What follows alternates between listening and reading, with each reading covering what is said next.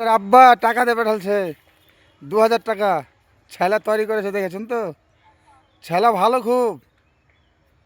তো যাই হোক, এভাবে যদি সকল মানুষ যারা কাজ করছে, ছেলেপিলেরা যদি মা বাপকে টাকা দেয়, তাহলে মা বাপের মনটা আনন্দ থাকে এবং মা বাপ তো দোয়া করেই।